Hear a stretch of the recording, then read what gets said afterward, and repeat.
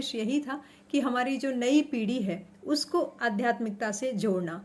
और आप जैसा देखते हैं कि जब हम किसी भी बच्चे को, हमारी पीढ़ी की बात नहीं कर रहे, हमारे आगे वाली जो पीढ़ी है उसकी बात कर रही हूँ, किसी भी बच्चे को जब हम इस तरह की बातें कहते हैं, खासकर क्योंकि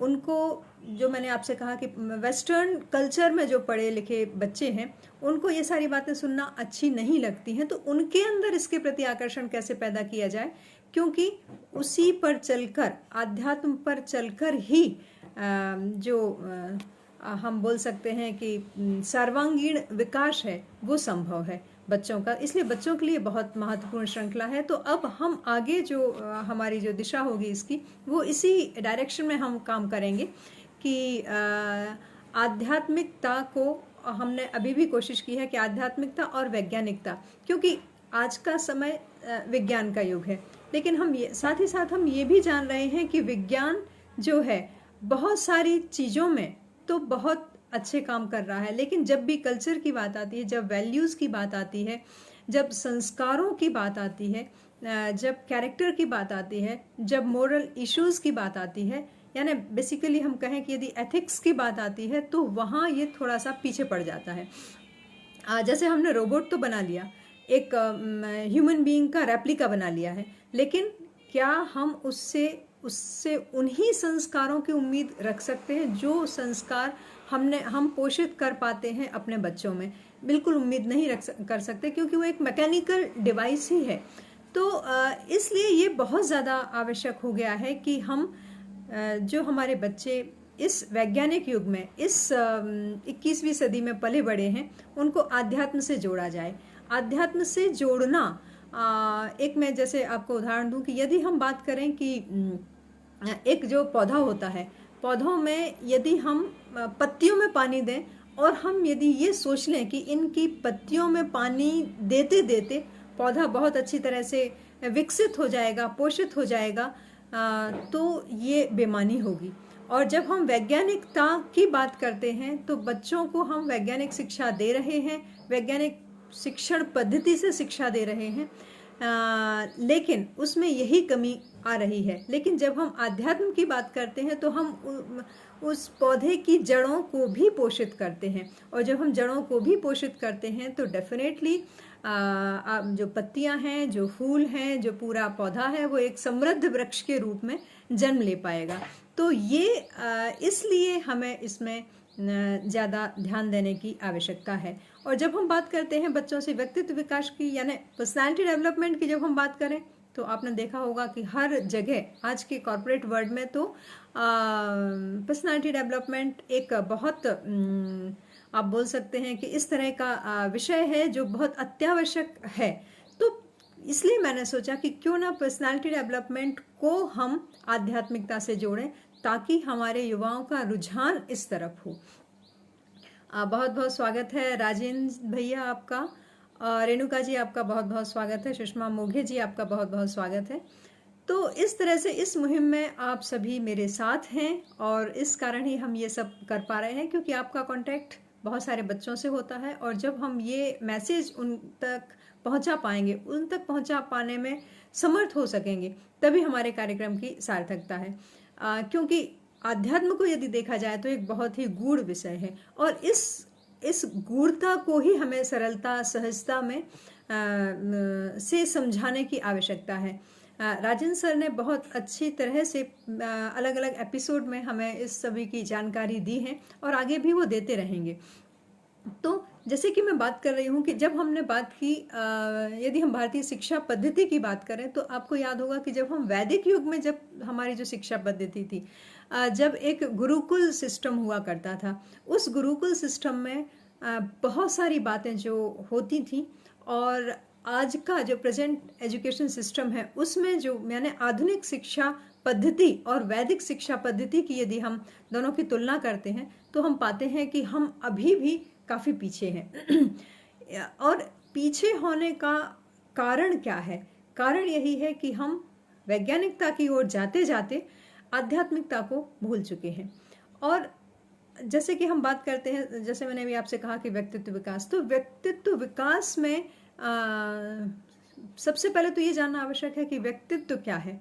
जब हम वेस्टर्न कल्चर की या मॉडर्न एजुकेशन की बात करते हैं तो व्यक्तित्व को वो डिफाइन कैसे किया जाता है कि आपका जो पर्सोना है, यानी जो आपका अपीयरेंस है, जो जो आप दिखाई देते हैं, वो आपका व्यक्तित्व होता है।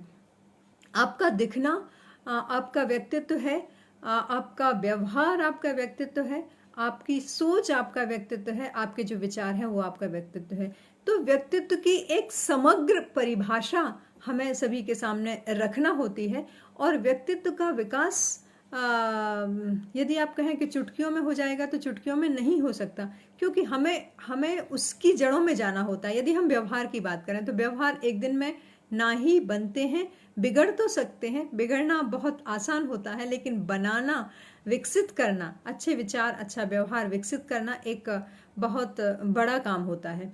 और अच्छा व्यवहार विकसित करने के लिए जैसे कि आप देखते हैं कि कई बार हम बहुत सारे गलत काम करने से रुक जाते हैं। क्यों रुक जाते हैं? क्योंकि हमारे ऊपर जो कंट्रोल होता है हमारे फैमिली मेम्बर्स का, हमारे हमसे जो बड़े लोग हैं उनका, उनकी जो समझाइशें होती हैं, उनके जो उनका जो कंट्रोल होता है, उनका जो नियंत्रण होता है, उनका जो डर होता है, उसके कारण हम स्वतः ही उस दिशा में खुद को जाने से रोक लेते हैं। तो इस तरह से आप कहें कि ये एक जो हमारी भारतीय संस्कृति है, सनातन संस्कृति है, उससे पोषित हर भारतीय है। आज की जनरेशन में की यदि हम बात करें तो आज की जनरेशन में हम उस उम्र के लोगों की बात कर रहे हैं जो कि अभी पुरातन पद्धति से पले बड़े हैं, यानी कि मेरी जनरेशन वाले लोग। तो हम सभी के अंदर वो संस्कार अभी भी पोषित हैं, प्रफुल्लित हैं, पल्लवित हैं। तो हमारी ये जिम्मेदारी हो गई है कि हम अपनी जनरेशन को, अपन से आगे वाली जनरेशन को, अपने विद्यार्थियों को, अपने कांटेक्ट में आने वाले जितने भी लोग हैं उनके अंदर ये सारी बातें डेवलप कर सकें, डेवलप करें। जैसे मैंने आपसे कहा कि overnight all of a sudden आप कोई भी चीज़ विकसित नहीं कर सकते हैं। उसको विकसित करने के लिए एक समय चाहिए होता है, और उसको विकसित करने का सबसे अच्छा तरीका यही है कि जब हम एक परिवार में रह रहे हैं तो आपका आचरण भी उसी तरह से हो जिस तरह से आप चाहते हैं कि आपके बच्चों का आचरण हो। लेकिन आजकल जो हर व्यक्ति के साथ जो परेशानी ये हो गई है कि एकल परिवार है, संयुक्त परिवार रहे नहीं हैं, तो ऐसे में बच्चा क्या करता है? बच्चा डेफिनेटली कहाँ जाएगा? कहीं ना कहीं से वो सीखेगा। और हम तो फिर भी इतने खुश नसीब हैं कि हर व्यक्ति आज भी, यदि आप 80% जनरेशन की बात करें, संस्कारी लोग ही भारत में निवास करते हैं। लेकिन यदि हम दूसरी कंट्रीज़ की बात करें तो वहाँ तो नियम ही ऐसे हैं। नाम नहीं लूँगी, आप सभी जानते हैं, बहुत सारे देश ऐसे हैं जहाँ आप एक छोटे बच्चे को अपने साथ नहीं सुला सकते, यानी आप अपना वात्सल्य उस पर नहीं लुटा सकते हैं, क्योंकि ये नियम है कि आपको अपने बच्चे के साथ नहीं सोना है। एक छोटा बच्चा वो जब अकेले सोएगा, अकेले उसके अंदर सारी चीज़ें, जब वो उस सब चीज़ों को करने का कैपेबल नहीं, यानी 2-3 साल का बच्चा भी आपसे अलग कर दिया जाएगा, तो उसमें आप किस तरह से संस्कारों को विकसित कर सकेंगे, किस तरह से वो आपको देख रहा है। अधिकांश जो देश हैं वहाँ पर आप देखते हैं कि 13 साल का बच्चा हुआ कि उसको पेरेंट्स से अलग रहना ही है। 13 साल का बच्चा कमाने भी लगता है, अपना खर्च चलाने लगता है, अपना सब कुछ उसका अलग हो जाता है।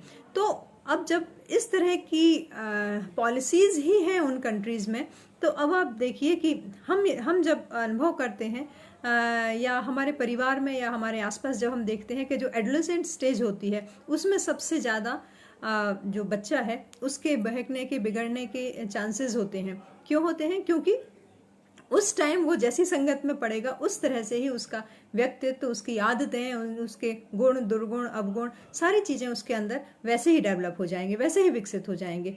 लेकिन भारतीय समाज में अभी भी हमारे पास बहुत सारी चीज़ें ऐसी होती हैं कि हमारे रिश्तेदार, हमारे पहचान वाले, हमारे जो शिक्षक हैं, हर किसी के अंदर ये भावना होती है कि बच्चों को हम किसी ना किसी तरह से सही राह पर ले आएं। लेकिन उन कंट्रीज़ का क्या? वहाँ तो रूल ही ऐसा है, तो पेरेंट्स को खुद नहीं पता रहता है कि उनका बच्चा क्या कर रहा है। और विडंबना देखिए, यदि बच्चा चाहे भी कि वो अपने माँ बाप के गले लग जाए तो वहाँ मैनरिज्म आड़े आता है। मैनरिज्म, ये उनके यहाँ ये मैनर अच्छे नहीं माने जाते कि बच्चा अपने माँ बाप के गले लगे। वहाँ लवर्स लग सकते, लवर्स को आप किसी भी कंडीशन में देख सकते हैं, वो उनके मैनरिज्म का हिस्सा है, लेकिन ये उनकी संस्कृति का हिस्सा नहीं है, इसको वो अच्छे संस्कार नहीं मानते हैं। लेकिन हमारे यहाँ ऐसा नहीं है, हमारे यहाँ इसका उल्टा होता है। तो अब आप ये सोचिए कि जब बच्चा आपके पास रहेगा ही नहीं तो आप उसमें किस तरह से संस्कारों का विकास कर पाएंगे। इसलिए हम बहुत खुशनसीब हैं कि हम ऐसे देश में रहते हैं जहाँ पर हम हमारे बच्चे हमारे साथ एटलीस्ट 12वीं तक, यानी 18-19, यानी उनके टीन एज तक तो हमारे साथ रहते हैं। तो हमारे पास काफ़ी समय होता है कि हम अपने बच्चों की तरफ ध्यान दें, उनके आचार विचार को उस तरह से विकसित कर सकें। साथ ही साथ यदि आप एक अभिभावक के साथ आप एक उसका उनके दोस्त भी बन सकते हैं, फ्रेंड भी बन सकते हैं, और बनना ही चाहिए ताकि बच्चों की सारी बातें आपको पता रहें। तो मेरे कहने की मैं जो आपसे कहना चाह रही हूँ बात वो ये है कि हम जब बात कर रहे हैं कि किसी भी व्यक्ति के व्यक्तित्व की, तो व्यक्तित्व का विकास उसके आसपास के वातावरण से होता है, और उसके आसपास का वातावरण जब तक अच्छा नहीं होगा तब तक आप ये बिल्कुल गारंटी नहीं ले सकते कि वो बच्चा अच्छा, उसका जो व्यक्तित्व है वो बहुत अच्छा होगा, उसके अंदर पॉजिटिव ट्रेट्स ही आएंगे, उसके अंदर सब कुछ सकारात्मकता का ही विकास होगा।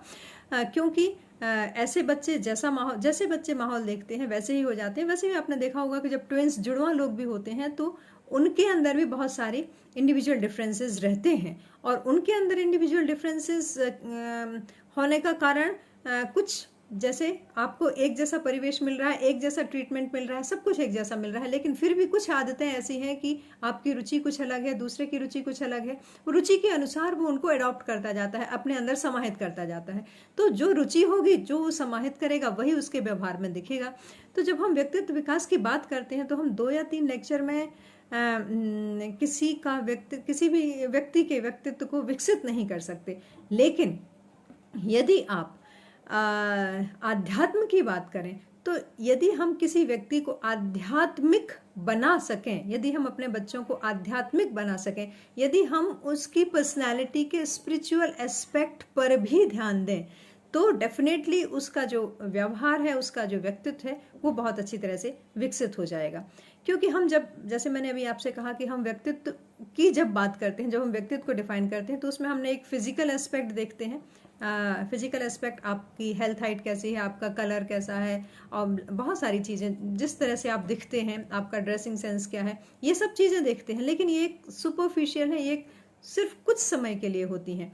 लेकिन साथ ही साथ जब हम एक सर्वांगीण जो व्यक्तित्व की बात करते हैं तो उसमें फिजिकल एस्पेक्ट के साथ साथ आपका बायोलॉजिकल एस्पेक्ट, यानी आपकी हेल्थ कैसी है, हेल्थ की बात हम करेंगे तो फिर से हमें आना पड़ेगा खाने पीने के ऊपर कि आप किस तरह का भोजन करते हैं।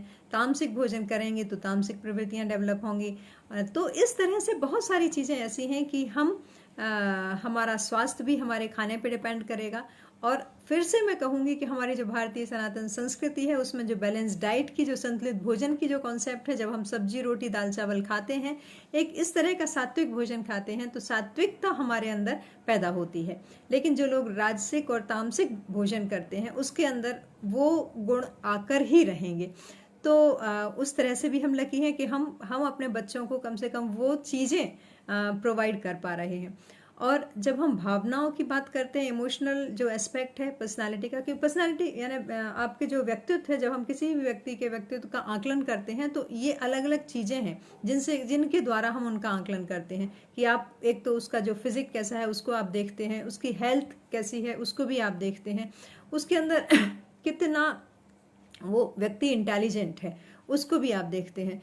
तो इंटेलिजेंट यानी कि कितना बुद्धिमान है, कितना बुद्धिमान सिर्फ परीक्षा में प्राप्त किए हुए अंकों से किसी की बुद्धिमानी का पता हम नहीं लगा सकते हैं।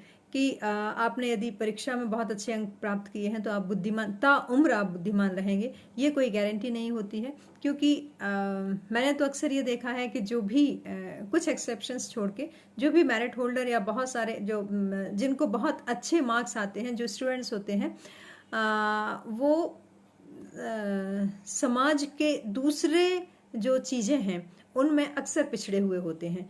तो एक बुद्धिमान व्यक्ति का अर्थ होता है कि वह अपने अपनी लॉजिकल थिंकिंग, जिसे हम बात करते हैं तार्किक सोचने की तार्किक शक्ति उसके अंदर हो, उसके अंदर क्रिएटिविटी हो, कुछ नया करने का जज्बा हो, कुछ नया करने की इच्छा के साथ साथ वो कुछ नया कर सके, उसे ही आप बुद्धिमान कहते हैं।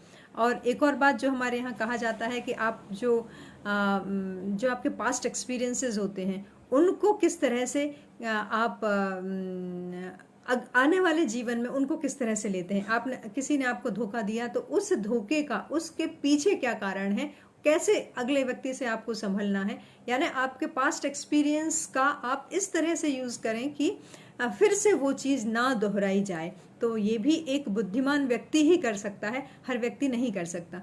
और जब हम भावनाओं की बात करते हैं, भावना असीमित होती हैं ढेर सारी भावनाएं होती हैं। और आजकल का जो युग है उसमें हम जब देखते हैं, जब बहुत सारे इंटरव्यूज़ लिए जाते हैं तो उस समय बुद्धि से ज़्यादा भावना के ऊपर, इमोशनल क्वेश्चन जो होता है उसके ऊपर ज़्यादा ध्यान दिया जाता है। क्यों ध्यान दिया जाता है? क्योंकि जब आप बुद्धि की बात करते हैं, जब आपके पास जो सर्टिफिकेट होता है, कुछ क्वालिटीज़ होती है, कुछ ट्रेनिंग्स होती हैं, वो आपके लिए वो एक जो गेट है उसको क्रॉस करने के लिए ठीक है। लेकिन जब आप बात करते हैं इमोशंस की, तो आप जब किसी जॉब में होते हैं, किसी काम में होते हैं, जब कोई जिम्मेदारी आपके ऊपर आती है तो उस जिम्मेदारी को आप कितनी अच्छी तरह से निभा पा रहे हैं, ये बहुत इम्पॉर्टेंट होता है। और ये निभा पाना कब संभव होता है? जब आपके पास स्थिर भावनाएं हों। भावनाएं स्थिर होने का मतलब है कि यदि बहुत खुशी मिली तो आप इतने खुश हो गए कि आज आप काम नहीं करेंगे, बहुत गम मिला तो आप इतने दुखी हो गए कि फिर से आप आज काम नहीं कर सकते। तो ऐसा व्यक्ति ऐसे व्यक्ति की यूजुअली किसी को आवश्यकता नहीं होती है। इसलिए आप अपनी भावनाओं को कंट्रोल करके और अपने कार्य पर ध्यान दे सकें, वो आपकी पर्सनालिटी का पॉजिटिव एस्पेक्ट होता है, पॉजिटिव पॉइंट होता है। और ऐसे लोगों को ही आज के ज़माने में, इवन वेस्टर्न वर्ल्ड में भी ऐसे लोगों को ही प्राथमिकता दी जा रही है। तो मानसिक के साथ साथ आपको भावनात्मक रूप से भी सबल होना पड़ता है। और इनसे सबसे ज़्यादा जो बात है, जी कमल चंद्रा जी कह रहे हैं किताबी ज्ञान से अधिकतर भावनात्मक ज्ञान अधिक ज़रूरी है। बहुत ज़्यादा ज़रूरी है, क्योंकि किताबी ज्ञान जो आपकी मानसिक शक्ति या बुद्धि का प्रतीक होता है, तो वो आपको एक किताबी ज्ञान देता है। जिंदगी में आप जिस क्षेत्र में रहते हैं, जिन जिन चीज़ों का सामना करते हैं, वो अक्सर मैथ्स में जो हम सम जो सॉल्व करते हैं उनसे संबंधित घटनाएं या दुर्घटनाएं नहीं होती हैं, वो कुछ नई तरह की ही होती हैं। हाँ, हालांकि ये बात अवश्य है कि किताब से हमें जो ज्ञान मिलता है उसको हम अप्लाई करते हैं यहाँ पर, लेकिन भावना जो है वो बहुत ज़्यादा ज़रूरी है। तो इमोशनल इंटेलिजेंस का होना ज़रूरी है आपका आज के युग में बहुत ज़्यादा। यहाँ तक कि हमेशा ही रहा है, क्योंकि जब हम बात करते थे कि कोई भी व्यक्ति यदि स्ट्रेस में भी, टेंशन में भी कार्य कर सके तो हम उसको बहुत अच्छा व्यक्ति मानते हैं। और ऐसा व्यक्ति ही हमेशा आपको हंसमुख जो है वो नज़र आता है। ऐसा व्यक्ति जो हमेशा रोता रहता है, आप किसी की भी चॉइस नहीं होता है। तो इमोशनल इंटेलिजेंस बहुत इम्पॉर्टेंट होता है। इमोशनल इंटेलिजेंस के साथ ही साथ जब हम बात करते हैं सामाजिक जो भी गुण हैं, जैसे कि सद्भावना होती है, जैसे कि प्रेम होता है, जैसे कि सामंजस्य की भावना होती है, जो हमारे भारतीय संस्कृति में वसुधैव कुटुंबकम की बात करते हैं कि पूरी वसुधा, पूरी ही धरती हमारी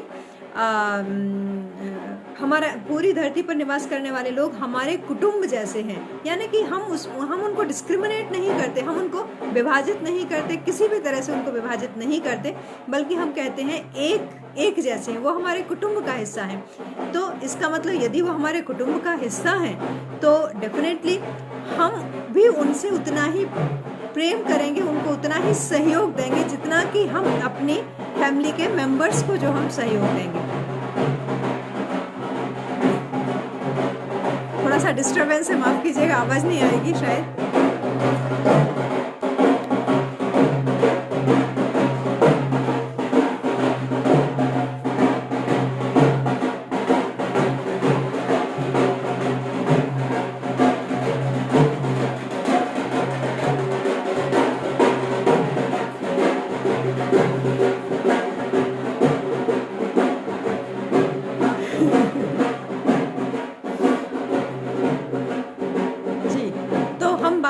शायद मेरी आवाज़ आ पा रही होगी। तो हम जब बात कर रहे हैं, व्यक्तित्व की बात कर रहे हैं, तो व्यक्तित्व में हमने देखा कि आप कैसे दिखते हैं, आपकी ड्रेस क्या है, आपका मानसिक स्तर क्या है, आपकी भावनाएं कैसी हैं, और इसके साथ साथ आप सामाजिक प्राणी हैं, तो आपके अंदर जो वो कितनी सामाजिकता है, कितने मिलनसार हैं आप। और यही बात बहुत इम्पॉर्टेंट हो रही है, यही बात बहुत ज़्यादा इम्पॉर्टेंट, थैंक यू सर, यही बात बहुत ज़्यादा आवश्यक है जानने की। क्योंकि हम जब बात करते हैं कि कोई व्यक्ति बहुत ज़्यादा उत्साहित रहता है, बहुत ज़्यादा उत्सुक रहता है किसी कार्य को करने का, तो डेफिनेटली वो काम कर लेगा। लेकिन यदि हमें सिर्फ सपोज कीजिए प्रशंसा पाने की इच्छा है, तो प्रशंसा पॉजिटिव ट्रेड भी हो सकता है, नेगेटिव भी हो सकता है। जब तक प्रशंसा मिलती रहेगी आप अच्छा काम करते रहेंगे, जब प्रशंसा मिलना बंद हुई तो डेफिनेटली आप वो काम नहीं करेंगे। तो इस तरह से ये भी एक तरह के जो अलग अलग भावनाएं हैं, अलग अलग गुण हैं, ये हमारे अंदर इस तरह से डेवलप होना आवश्यक है कि जिससे हमें कोई इफेक्ट ना हो। हम जब व्यक्तित्व की बात करते हैं तो व्यक्तित्व में ये सारी चीज़ें आ जाती हैं। इसके अलावा जैसे कुछ नकारात्मक चीज़ें जो होती हैं, हमने अक्सर सुना होगा कि जैसे कोई व्यक्ति द्वेषपूर्ण व्यवहार का होता है, लालची प्रवृत्ति का होता है, ईमानदार नहीं होता है, बहुत ज़्यादा करप्ट होता है, अहंकारी होता है, पर पीड़ा में उसे ज़्यादा मज़ा आता है। तो इस तरह के लोग भी होते हैं। तो ये भी सामाजिक भावनाएं ही हैं, लेकिन ये सामाजिक दुर्भावनाएं हैं। यदि व्यक्ति इस तरह की सामाजिक दुर्भावनाओं का शिकार है तो डेफिनेटली उसका व्यक्तित्व अच्छा नहीं होगा, क्योंकि वो दूसरों को तो कम परेशानी में डालेगा, खुद ज़्यादा परेशानी में रहेगा। परपीड़न में यदि आपको अच्छा लगता है तो डेफिनेटली ये इससे आपके अच्छे समाज का निर्माण नहीं हो सकता है, और ना ही अच्छे समाज का निर्माण हो सकता है, और उस व्यक्ति से कोई भी प्रसन्न नहीं रहेगा, उस व्यक्ति से कोई भी बात करना नहीं चाहेगा। तो इन सारी समस्याएं यानी नेगेटिव ट्रेट्स यदि आपके अंदर आ गए हैं या आ रहे हैं तो इनको समय पर देखना, रोकना बहुत आवश्यक है। और जो अभी मैंने पहले आपसे बात की थी वैदिक शिक्षा पद्धति की, तो वैदिक शिक्षा पद्धति में हमारे यहाँ गुरुकुल शिक्षा पद्धति थी, और गुरुकुल शिक्षा पद्धति में अभिभावक को भी गुरु पर उतना ही यकीन होता था, उतना विश्वास होता था जितना कि खुद पर है। तो वो बिगर किसी दुर्भावना के अपने बच्चों को जो शिक्षक हैं अपने बच्चों को शिक्षा देता था, और अभिभावक भी उसी विश्वास के साथ उनको सौंप देते थे। शिक्षकों का बहुत सम्मान होता था, और उस गुरुकुल में वो सारी आदतें, यदि हम व्यक्तित्व में बात करते हैं कि आपकी बॉडी लैंग्वेज कैसी हो, तो वहाँ किस तरह से माहौल होता था, बैठना है आपको सीधे बैठना होता था, और वहाँ की जो कंप्लीट अरेंजमेंट है कि आपको अपना काम करना है, आपकी एक पर्टिकुलर जो दिनचर्या है कि सुबह से उठना है, फिर क्या करना है, यानी हर चीज़ें मतलब कि आपका मानसिक विकास भी हो रहा है, सामाजिक विकास भी हो रहा है, और सारी की सारी अच्छी आदतें आपके अंदर डेवलप हो गई हैं। क्यों? अभी जो मैंने आपसे बात की परिवेश की, तो वो शिक्षा पद्धति, गुरुकुल की शिक्षा पद्धति ऐसी शिक्षा पद्धति थी कि उस शिक्षा पद्धति के कारण हमारे जो लोग होते थे उस समय, जो वहाँ शिक्षा लेकर जो आते थे, उनको हर तरह से योग्य बना के, सुयोग्य बनाकर ही बाहर भेजा जाता था। लेकिन आज की आधुनिक शिक्षा पद्धति में बहुत सारी चीज़ों को नकार दिया जाता है। हमारा फोकस सिर्फ इतना होता है कि हम एक कुछ पर्टिकुलर सब्जेक्ट पढ़ लें, उसमें इतने मार्क्स आ जाएं तो हम एलिजिबल हो गए कि हम इस एग्ज़ाम में अपीयर हो सकते हैं, या ये नौकरी हमें मिल जाएगी। यानी हमारे दिमाग में वही रहता है, नौकरी, यानी हम एक नौकर बन के जीवन जीने के लिए हम शिक्षा जो है, आधुनिक शिक्षा जो है वो ग्रहण करते हैं। तो जब हम नौकर बन के जीने के लिए ही आधुनिक शिक्षा ग्रहण करते हैं तो वही आदतें हमारे अंदर आ जाती हैं, और आजकल की कंडीशन जो है वो तो और ही ज़्यादा आप देख रहे हैं बिगड़ रही है। अभिभावक को शिक्षक पर यकीन नहीं होता है, बहुत सारी कंप्लेन होती हैं, शिक्षक भी डरता रहता है, और यदि कहा जाए तो शिक्षक भी उतने ज़्यादा डिवोटेड नहीं है। तो दोनों तरह से जो हम बात करें तो शिक्षक की तरफ से भी, अभिभावक की तरफ से ही, और उसका नतीजा ये होता है कि बच्चों के अंदर भी अपने शिक्षक को लेकर कोई भी स्नेह, कोई भी सम्मान की भावना नहीं रहती, बड़े बच्चों में नहीं रहती है। वो आपको अर्जित करना होती है। यदि शिक्षक के अंदर वो कैलिबर है तो वो अर्जित कर लेगा, लेकिन यदि नहीं है तो शिक्षक खुद अपने व्यवहार से वो अर्जित नहीं कर पाएगा।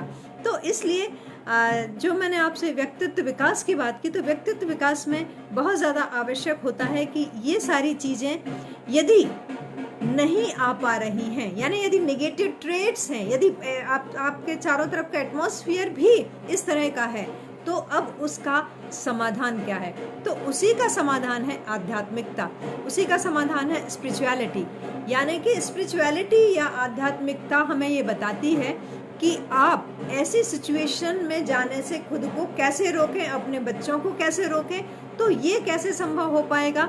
डेफिनेटली जब हम मेडिटेशन की बात करते हैं, जब हम ध्यान की बात करते हैं, जब हम विचारों की बात करते हैं, तो जैसे कि बहुत सारे हमारे शिक्षा पद्धति के, हमारे दर्शन के बहुत सारे रूप रहे हैं, और उसमें यदि हम आधुनिक उसमें बात करें कि आधुनिक शिक्षा पद्धति है, आधुनिक शिक्षा पद्धति में स्किल के नाम पर योग टाइप के कुछ सब्जेक्ट को इंक्लूड किया गया है। स्किल, उसमें भी उन्होंने कहा ये स्किल डेवलपमेंट है, लेकिन स्किल डेवलपमेंट के साथ साथ ये आपके व्यक्तित्व विकास का बहुत इम्पॉर्टेंट पार्ट है।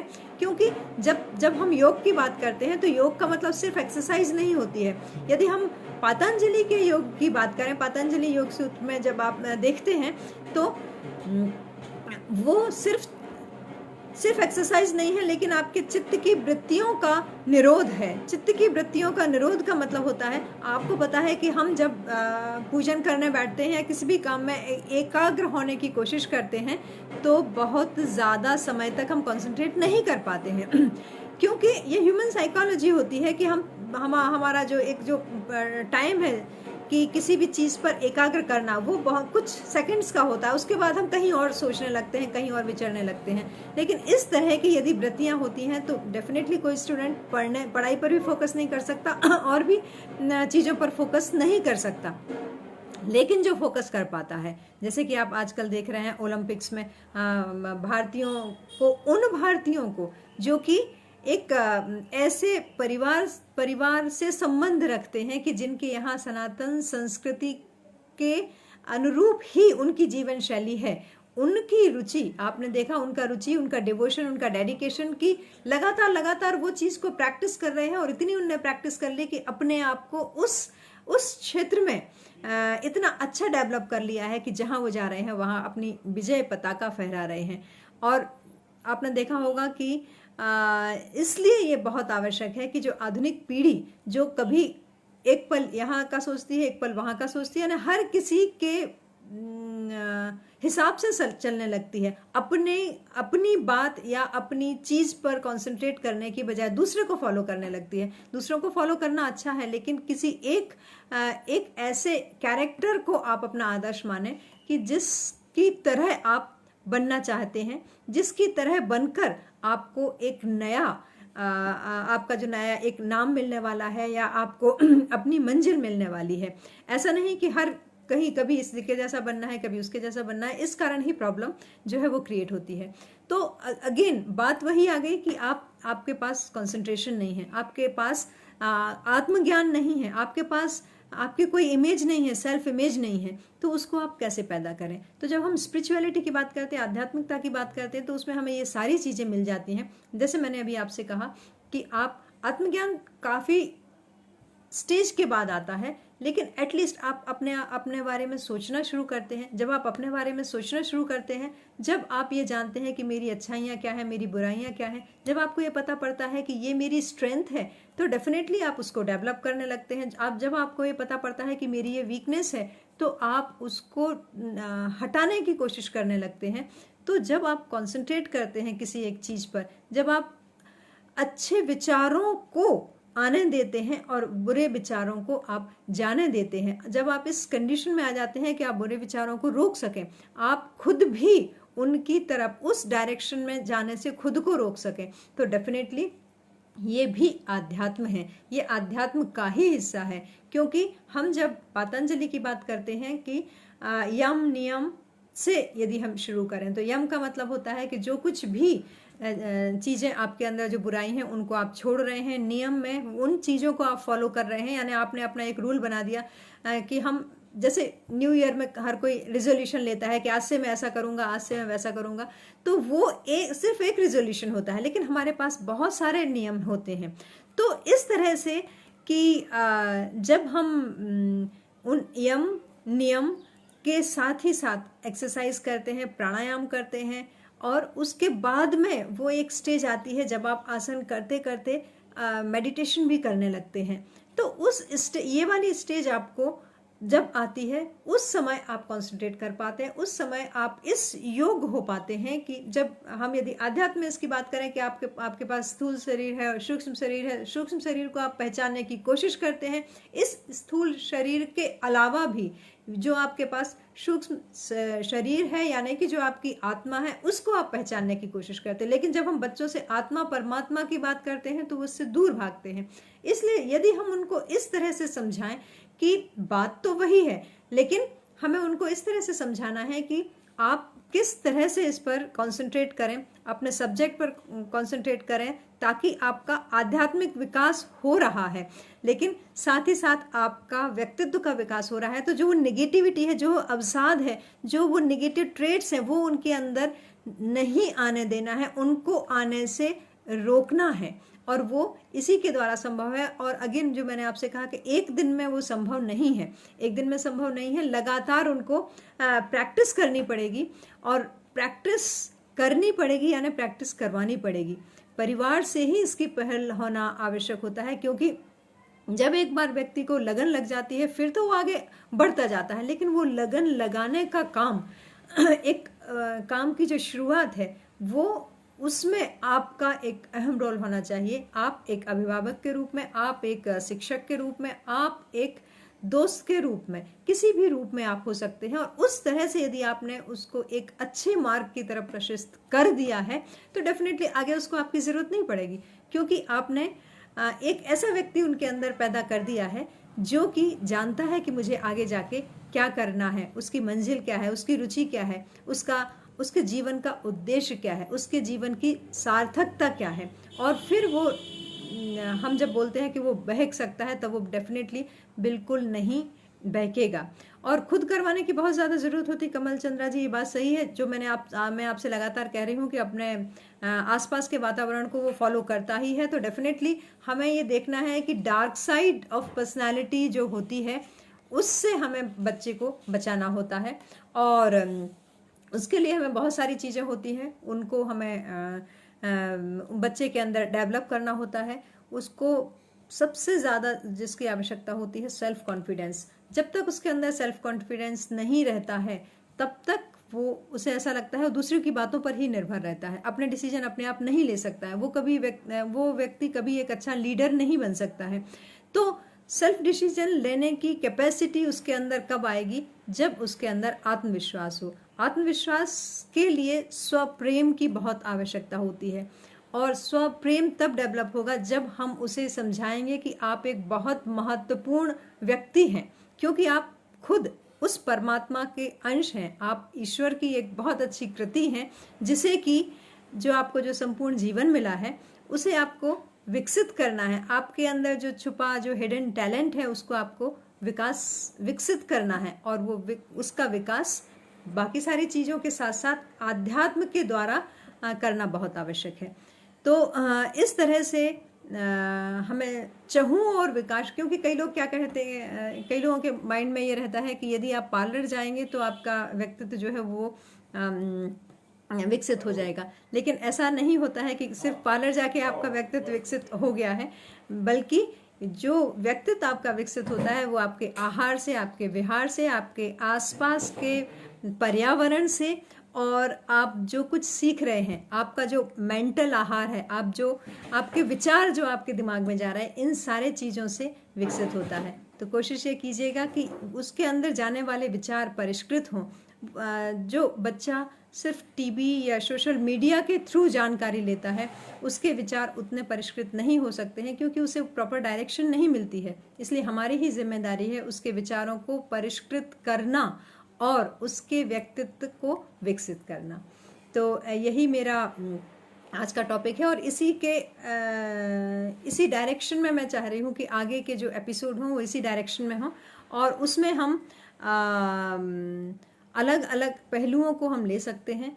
तो आप सभी जो भी इस पटल पर उपस्थित हैं और मुझे सुन रहे हैं, तो आप सभी से अनुरोध है कि आप सभी भी इस तरह का कोई टॉपिक लेकर और आगे बढ़िए, ताकि हम बच्चों के अंदर वो सब चीज़ें विकसित करने में सफल हों जो हमारा पर्पस है, जो हमारा उद्देश्य है। क्योंकि भारतीय हम उसी चीज़ को अपनाते हैं जिसके लिए हमारे अंदर या तो हमें उसकी आवश्यकता होती है, या फिर उसके लिए हमारे अंदर एक प्रेम होता है या सम्मान होता है। तो डेफिनेटली यदि सम्मान नहीं होगा तो कोई भी व्यक्ति उस चीज़ को फॉलो नहीं करेगा। तो सम्मान के लिए ये बहुत ज़्यादा आवश्यकता है कि उसका इम्पोर्टेंस, उसका महत्व पता हो। उसको ये महत्व पता हो कि हमारे यहाँ जो आजकल हम अपने चारों तरफ कंडीशन देख रहे हैं कि तालिबान के बारे में यदि हम बात करें कि वहाँ तो एक दैनिक जीवन भी, उनकी दैनिक दिनचर्या भी तहस नहस हो गई है। लेकिन हमारे यहाँ ऐसा नहीं, हमारे यहाँ बहुत सारे लोगों ने आक्रमण किया, लेकिन हमारे यहाँ ऐसा कभी नहीं हुआ, क्योंकि हमारा जो भारत है उसके अंदर हर व्यक्ति ऐसी पर्सनालिटी का था, ऐसे व्यक्तित्व का था कि जिसने कभी हार मानना नहीं सीखा और हर आक्रांताओं का डटकर मुकाबला किया। और डटकर मुकाबला किया इस कारण ही उन्होंने आज इस भारत में हम इतनी आज़ादी से रह पा रहे हैं। अपनी संस्कृति को बचाने की जो अब कोशिश है ये बहुत ज़्यादा तेज होनी चाहिए, क्योंकि अब वो समय भी आ गया है कि जब हम अपनी संस्कृति को जाने तभी गर्व कर पाएंगे, तभी बचा पाएंगे, तभी उसको अपनी आदतों में शुमार कर पाएंगे। तो बस इसके साथ ही पटल पर आप सभी की उपस्थिति को मैं प्रणाम करती हूँ, और आपका बहुत बहुत आभार कि आप सभी ने मुझे सुना। और आपके मन में कोई जिज्ञासा हो, कोई नया विचार हो, तो ज़रूर मुझे प्रेषित कीजिएगा, ताकि हमें और गाइडलाइन मिलती रहेगी और हमारा जो पर्पज़ है वो सॉल्व होता रहेगा। रचना श्रीवास्तव, बहुत बहुत शुक्रिया। आदरणीय रंजना जी, बहुत बहुत शुक्रिया आपका। नीलिमा जी, बहुत बहुत शुक्रिया। हंसा जी, बहुत बहुत शुक्रिया। और जो लोग इस पटल पर जुड़े हैं उन सभी का बहुत बहुत शुक्रिया। और ऐसे ही हम मिलजुल के आगे बढ़ते रहेंगे, कोशिश करते रहेंगे कि हम हमारी जो अगली पीढ़ी है उसको, उसके व्यक्तित्व को विकसित करने में सहयोग देते रहें। और डेफिनेटली जब हमारे हर बच्चे का व्यक्तित्व जो है विकसित होगा, तो हमारा समाज भी और हमारा राष्ट्र भी एक समृद्ध राष्ट्र होगा। इसी के साथ जय हिंद।